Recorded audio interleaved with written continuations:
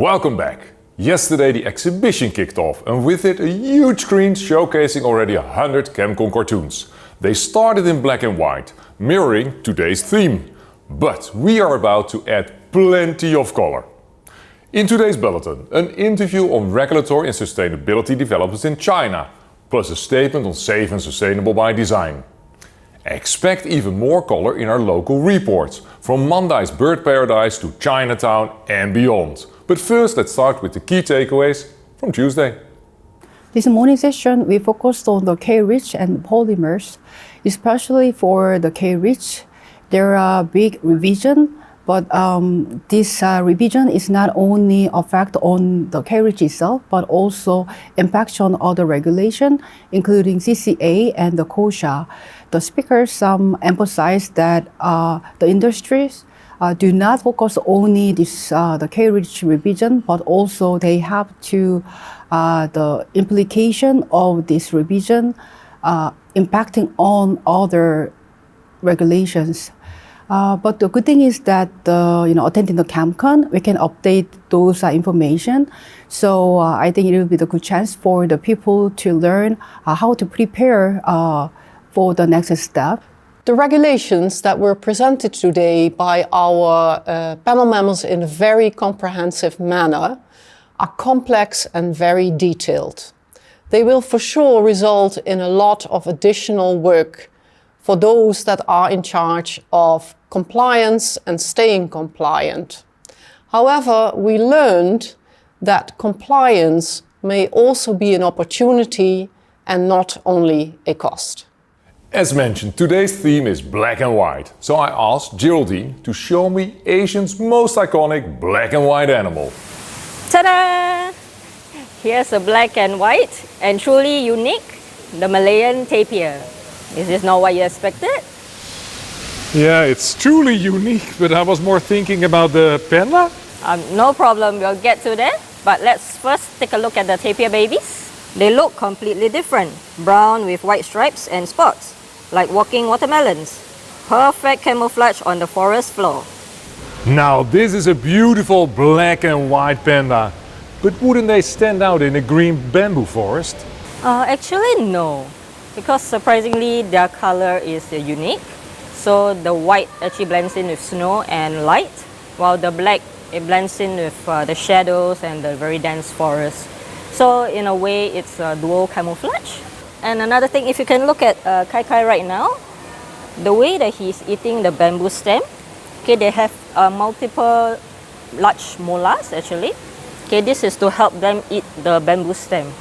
Usually they like to eat the bamboo stems instead of the leaves. Okay, that's why they need very strong jaw and teeth in order to eat the bamboo. But at times in the wild, they do eat small mammals like bamboo rats and maybe some birds or crickets. But that is only if the opportunity arises. If not, they will not go and hunt for them. Okay, yeah. Fascinating. Thank you for introducing both the tapir and the panda. Welcome. Yes, a plush for Wei. Thank you very much. In this episode, I'll bring you to Chinatown, Singapore, a district that's full of color, culture, and just a little bit of pandemonium. Singapore is the only country outside Greater China where ethnic Chinese form the majority. But walk through Chinatown and you'll find something very different.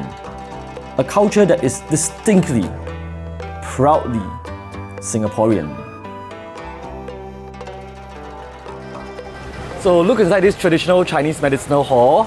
You'll see balance, yin and yang. So you see dark cooling beverages mixed with light cooling ingredients. So till today, their centuries-old philosophy, they're still helping us adapt to the tropical heat. And that idea of adaptation runs even deeper. Here, we call it Nanyang, the South Seas. It's the identity of the Chinese diaspora that settled in Southeast Asia. Not just a place, a mindset. You can even hear it in the language. In China, you go to a 市场, but even in Chinese dialects, we say 巴沙, the Malay word for market, because in the early days, survival meant trade. And at the market stalls, languages fused, cultures blend.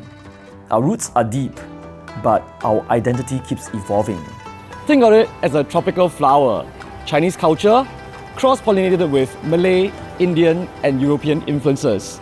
And that's the real story of Chinatown, Singapore. From the colorful Chinatown to an interview on regulatory and sustainability developments in China with Helen Huangfu and Fay Li, showing that regulations are not black and white.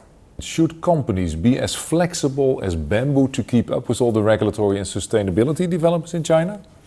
Yes, first I would say I really like your metaphor of bamboo. And I think that,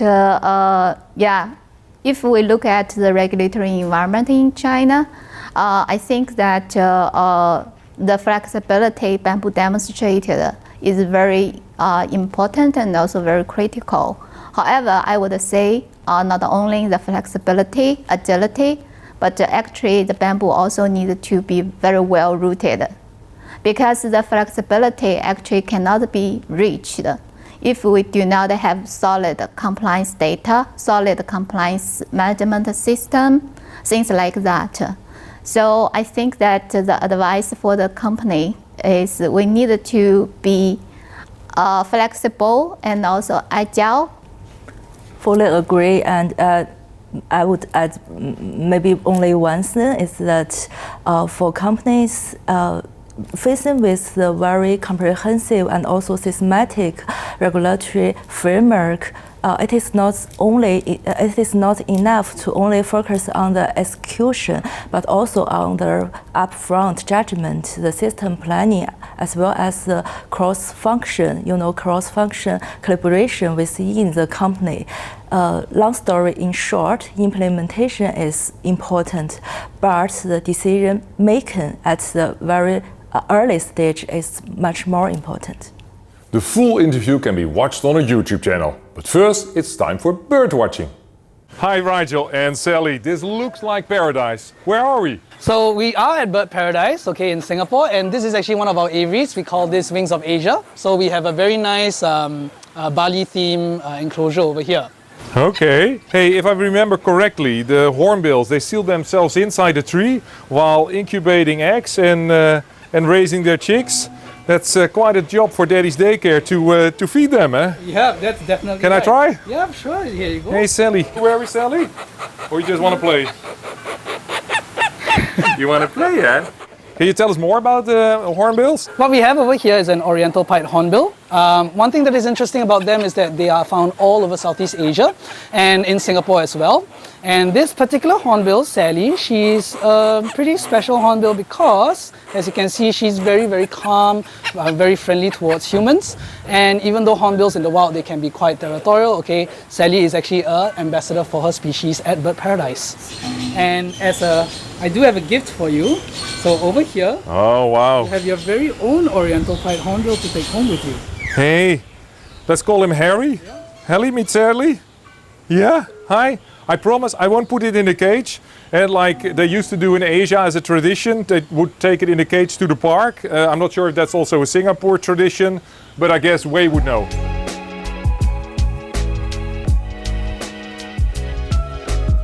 So this is more than just a walk in the park.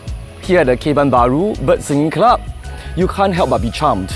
Can see the bird cages swinging high gently above us and bird voices filling the morning air. For Singapore's pioneer generation, it's much more than that. This is community, friendship and nature coming together. Friendship, both humans and feathered, bonding together over coffee and bird songs. Listen closely. The budgerigar, once a favorite pet in the 1960s. The shama, highly prized, its values rising with the beauty of its song, and even the rhythm of its feathers. And then there's the star performer, the murbok, elegant, elusive, and worth up to 100,000 Singapore dollars. These birds gather here at dawn, training, competing, performing. But we are not the only audience, because Singapore sits right along the East Asian Australasian Flyway, one of the world's great aerial highways. Every year, between September and March, thousands of migratory birds escape the freezing winters of Siberia, Alaska, and northern China. And where do they land to rest and refuel? So what looks like a local gathering is actually part of a global movement of wings. In Singapore, even a morning walk in the park connects us to the entire world.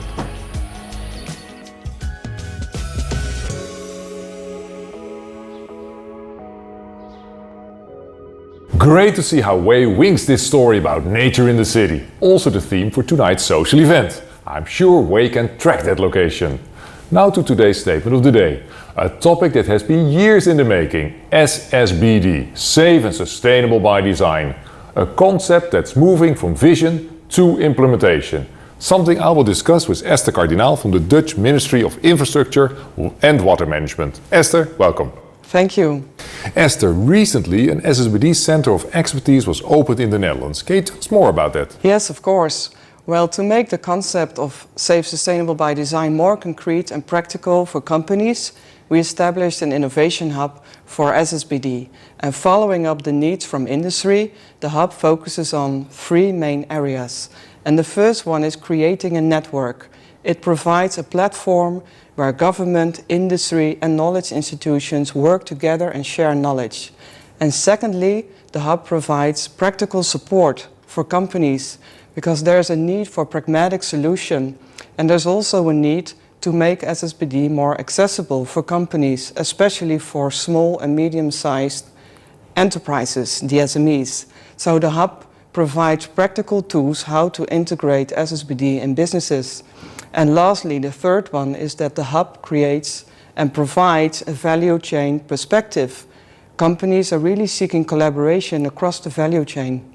And your statement is? More countries should open an SSbD innovation hub and more companies should start implementing SSbD. Esther, thank you for your statement. And now it's time for... This morning, regulatory and sustainability developments in China, featuring the new hazardous chemical safety law and the ecological environment code. Then we move to the Americas with updates from the USA, Canada and Brazil. This afternoon, a closer look at substitution to safer alternatives powered by new technologies. Thank you for watching, and for those in Singapore, enjoy the social event.